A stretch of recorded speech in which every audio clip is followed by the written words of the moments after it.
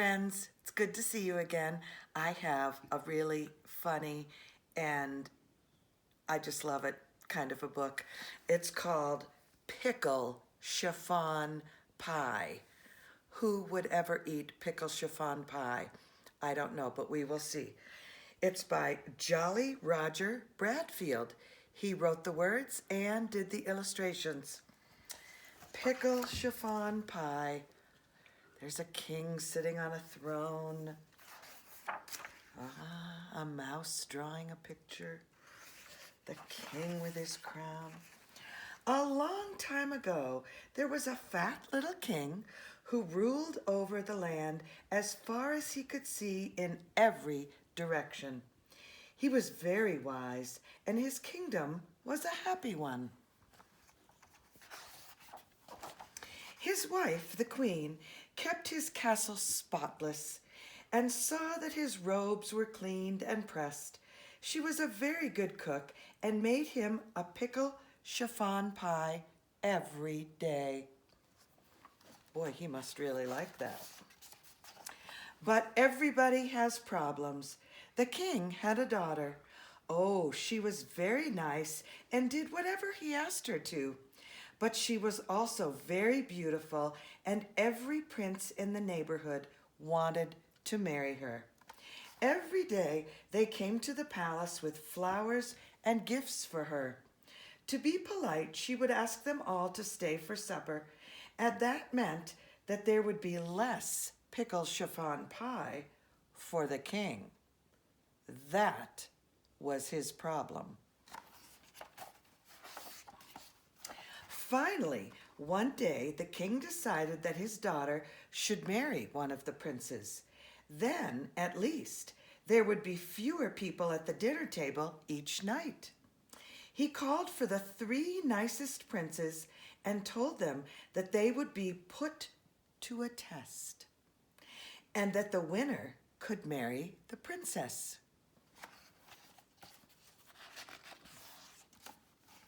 The first, Prince Musclebaum, was very strong and brave.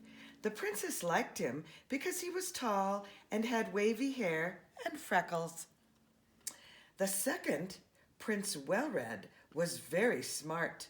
He could count up to 684, and he read books 3 inches thick. The princess liked him too, because he read beautiful stories to her and sometimes played music under her window at night. Oh. The third, Prince Bernard, wasn't very strong or very handsome or very smart, but the princess liked him best of all. She didn't really know why she liked him. Perhaps it was because he had a big smile and a funny nose. It's hard to tell about princesses. The king told the 3 princes this: "You will each go into the huge forest at the edge of the kingdom for 3 days. As you know, it is full of gazoos, fairies, dimdoozles, all sorts of unusual things. The one who brings back the most unusual, the most marvelous, the most wonderful thing," it's written in capital letters, "may marry the princess. Now, remember, be back in 3 days." Musclebaum was delighted. Being stronger and braver than the others, he thought he would surely win. With a shout, he jumped onto his horse and galloped off in the direction of the forest. At first, he didn't see anything unusual, just a few small dragons, a troll peeking out of a tree, a medium-sized giant, the usual things one sees in a forest. But finally, looking behind a huge boulder, he did see something different. A green and blue dragon with 3 heads. 1, 2, 3. Toasting marshmallows. Now there's something you don't see every day, thought Prince Musclebaum. But I have 2 more days. I'll look a bit more. On the second day, he saw a 4-wheeled dimdoozle with a pipe and wearing glasses. Now there's something different, thought Musclebaum. I've never seen a dimdoozle wearing glasses before. But I have 1 more day. I'll look a bit more. On the third day, he saw something really different. A huge lion juggling 6 cans of root beer soup. Root beer soup? He was wearing a velvet vest and roller skates. This must surely be the most wonderful thing in the whole forest, cried Prince Musclebaum.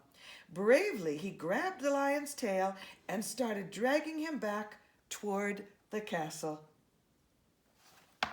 The lion doesn't look very happy about that.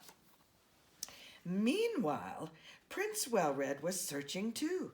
The first day he spied a witch who could turn people into frogs, which really wasn't so special, except that she could do it with her eyes shut and 1 hand behind her back. Now there's something you don't see every day, thought Wellred. But I have 2 more days. I'll look a bit more. On the second day, he saw a 16-footed gazoo that had a different kind of shoe on each foot.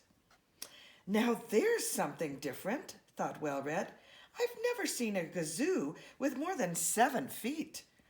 But I have 1 more day left. I'll look a bit more. On the third day, he came upon something really different. A giant with a green beard playing chopsticks on 2 pianos. This must surely be the most wonderful thing in the forest, cried Prince Wellred. I've never heard that tune before. He cleverly told the giant what a fine piano player he was, and talked him into going back to the castle to play for the king. Now, let's not forget Prince Bernard. He was searching too. On the first day, he met an ogre so ugly that he scared the leaves right off the trees. Oh my goodness. Now there's something you don't see every day, thought Bernard, but he might frighten the princess if I brought him back. I have 2 more days. I'll look a bit more. On the second day, he discovered a tiny house tucked behind a tree. He peeked in and saw that it was filled with mice, all busily painting the most wonderful pictures. Now there's something different, thought Bernard, but it really wouldn't be right to stop such happy, hard-working little fellows right in the middle of their work. I have 1 more day. I'll look a bit more. Boy, those mice are painting a lot of paintings. On the third day, he saw something really different. A 3-nosed snoozle with fuzzy ears and an orange polka dot necktie. And it was busy making pickle chiffon pie. Do you remember whose favorite pie that is? The king's. This must surely be the most wonderful thing in the whole forest, he cried.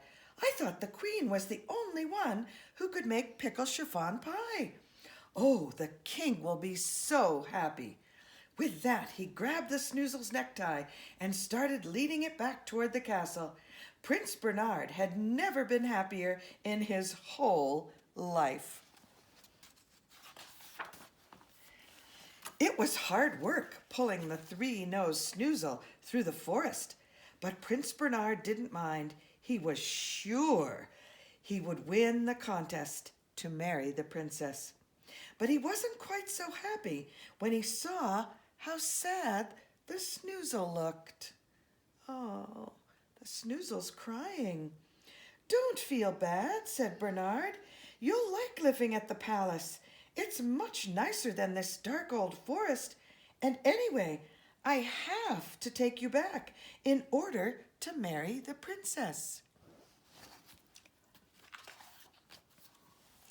Then Bernard noticed several tiny snoozles peering out from behind the trees. Why, aren't they cute? He said. Are they your children? The three-nosed snoozle nodded, with big wet tears coming into its eyes. What will happen to them when you're gone? Do they have anyone to take care of them? The snoozle shook its head sadly. Oh dear, oh dear, oh dear. Prince Bernard sat down on a log to think. He thought of his love for the princess. He thought of the snoozle's love for its children. For a long time it was very quiet and still in the forest. Finally, with a sigh, the prince let go of the snoozle's necktie and watched it scamper off. Then he turned and walked slowly toward the castle. His 3 days were up. What a kind thing he did for the snoozle, though. When all the princes were called to appear before the king, Musclebaum had a big smile on his face. He was sure he would win with his juggling lion. Wellred was smiling too. He was just as sure that he would win when the king heard the giant play his 2 pianos. Bernard hung his head sadly as he stood empty-handed behind the others.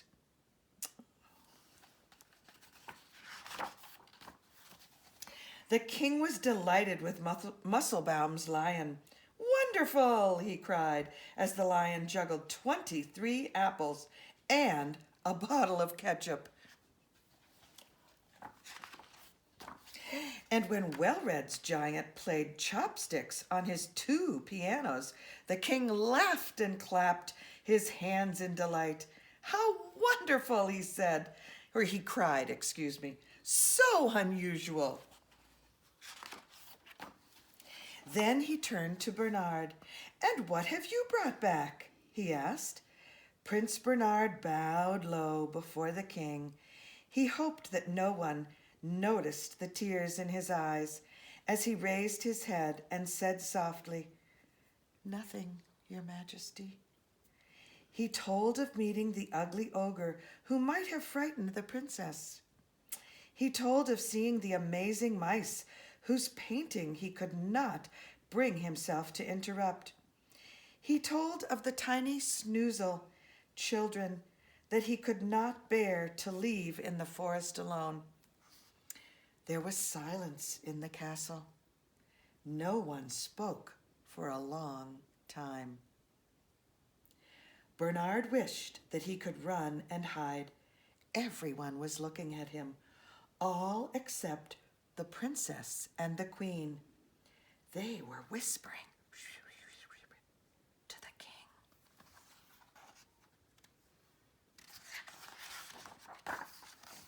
The king nodded his head and smiled.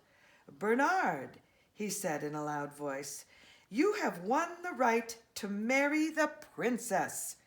But why, Your Majesty? I didn't bring back anything," said Bernard. "Oh, yes, you did, my son," said the king. "You brought back a story of kindness and love and consideration for others. Truly, the most wonderful thing of all." All capital letters. "You'll make a fine husband for my daughter." When Bernard married the princess, Wellred's giant played the wedding march, and Musselbaum's lion put on a special exhibition to entertain the guests. And guess who sent Bernard and the princess the biggest pickle chiffon pie anyone ever saw for a wedding present? That's right, the three-nosed snoozle with the fuzzy ears and the orange polka dot tie. The end. Thank you for listening. I really like this book. I hope you enjoyed it as well. I love you. Take good care of yourselves. See you soon.